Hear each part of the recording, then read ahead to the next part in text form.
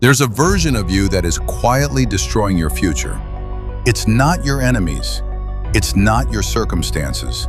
It's not the economy, your boss, your family, or bad luck.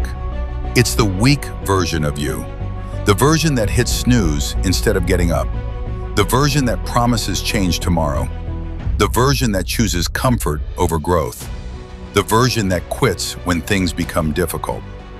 And here's the uncomfortable truth. Every day you allow that version of yourself to stay alive, you sacrifice the life you could have built. Most people spend years trying to improve themselves while protecting their weaknesses at the same time. They want confidence without facing fear. They want success without discomfort. They want discipline without sacrifice. But transformation doesn't work that way. The person you want to become cannot coexist with the habits that are holding you back. Something has to die. Not physically, not dramatically, but mentally. The weak habits, the excuses, the procrastination, the endless search for comfort, those things must be left behind if you want to become stronger. The biggest reason people stay weak is because they negotiate with themselves constantly. The alarm rings and they say, "I'll start tomorrow." The workout begins and they decide to skip today. The project gets difficult and suddenly they deserve a break. Every negotiation weakens your authority over your own mind. Think about it. If you had a boss who changed the rules every day, would you trust them? Of course not. Yet many people do exactly that to themselves. They make promises and immediately break them. Eventually their mind learns something dangerous. Their own words mean nothing. The moment that happens, self-respect begins to disappear. Strong people aren't necessarily more talented. They simply stop negotiating. When it's time to work, they work. When it's time to train, they train. When it's time to act, they act. No debate, no excuses, no emotional voting process. Discipline begins the moment negotiation ends. Weakness survives on comfort. Comfort feels good in the moment, but it slowly steals your future. The modern world offers endless comfort, unlimited entertainment, unlimited distractions, unlimited excuses. You can spend years avoiding discomfort without realizing your life is shrinking. Meanwhile, every meaningful achievement lives on the other side of discomfort. Confidence comes from uncomfortable action. Strength comes from uncomfortable training. Success comes from uncomfortable persistence. Growth has always demanded discomfort. The strongest people understand this principle. They stop asking, "How do I avoid discomfort?" and start asking, "What discomfort should I choose today?" Because one discomfort leads to growth, while the other discomfort, the pain of regret, lasts much longer. Years from now, the pain of waking up early will be forgotten. The pain of one extra workout will be forgotten. The pain of studying longer, working harder, and pushing yourself further will be forgotten. But the pain of knowing you could have become more and never tried, that pain can stay with you for a lifetime. Your life is shaped by the promises you keep, not the promises you make. Anyone can set goals. Anyone can create a vision board. Anyone can announce their future plans. But very few people consistently follow through. Every time you keep a promise to yourself, you build evidence.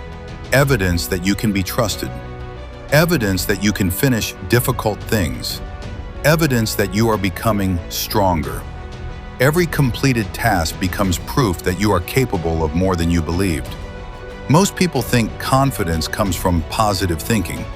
It doesn't. Confidence comes from proof, and proof comes from action. When you say you're going to wake up early and actually do it, confidence grows. When you say you're going to work out and you follow through, confidence grows. When you say you're going to finish a project and you finish it, confidence grows. Confidence isn't something you find, it's something you earn. One of the biggest lies people tell themselves is, "One day I'll feel ready." No, you won't.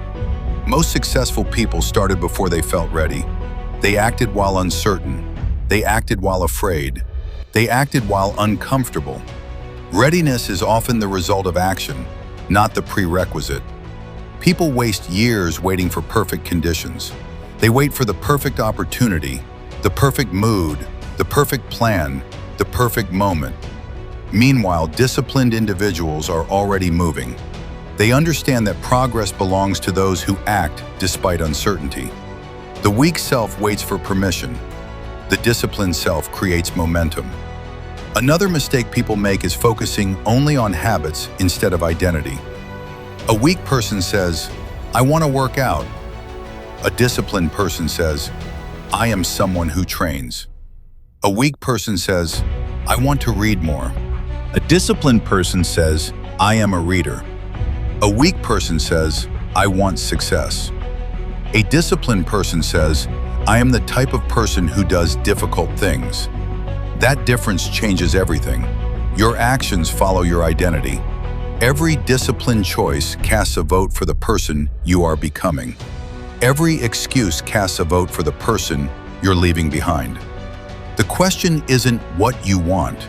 The question is who you're becoming. Look at your daily choices. Look at your routines. Look at your habits. Those things are writing your future story right now. Not tomorrow, not next year, today. The human mind is incredibly creative, especially when creating excuses. "I'm too tired. I don't have enough time. I'll start next week. I need more motivation." These excuses sound reasonable. That's what makes them dangerous. Most people don't fail because they lack ability. They fail because they become experts at explaining why they can't act. Disciplined people understand something important. An excuse may explain your circumstances, but it never changes the outcome. The workout remains undone. The goal remains unfinished. The opportunity remains lost. Reality doesn't reward excuses. Reality rewards action. The moment you stop defending your limitations, you start expanding your potential. Your greatest battle is not with the world, it's with yourself. Every day your mind offers two voices. One voice seeks comfort, the other seeks growth. One voice says quit, the other says continue. One voice wants immediate pleasure, the other wants long-term fulfillment. Discipline is the ability to listen to the right voice consistently. Many people obey every feeling. If they feel tired, they stop. If they feel bored, they quit. If they feel discouraged, they retreat. But feelings are temporary. They come and go like weather. Your values must become stronger than your emotions. You are not required to obey every thought that enters your mind. You are not required to follow every feeling. You can choose your response. And that choice is where freedom begins. One of the most empowering lessons you'll ever learn is responsibility. Not because everything is your fault, but because responsibility gives you power. When you blame everything outside yourself, you surrender control. You become a victim of circumstances. But when you take responsibility, you reclaim your ability to act. You stop asking, "Why is this happening to me?" and start asking, "What can I do about it?" That single shift changes everything. Disciplined people focus on what they can control: their effort, their attitude, their decisions, their actions. Over time, those small choices create extraordinary results. Many people think power means controlling others. Real power is controlling yourself. Can you stay calm when others lose control? Can you stay focused when distractions appear? Can you stay committed when motivation disappears? That's power. The strongest people aren't always the loudest. Often they're the quiet ones. The ones who can delay gratification. The ones who can endure discomfort. The ones who can stay disciplined long after everyone else quits. Self-control transforms potential into achievement. Without it, talent is wasted. With it, ordinary people accomplish extraordinary things. So if you're listening to this right now, remember this.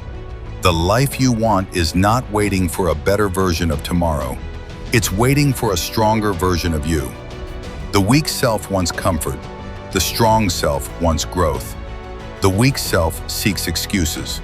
The strong self seeks solutions. The weak self waits. The strong self acts. Every morning you wake up, these two versions compete for control. The winner is determined by your daily choices. Not once, not occasionally, every single day.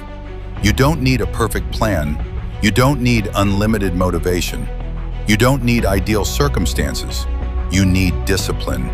The discipline to show up when you don't feel like it. The discipline to keep going when it gets difficult. The discipline to become the person your future depends on. Starting today, stop feeding your weak self. Stop negotiating. Stop waiting. Stop making excuses.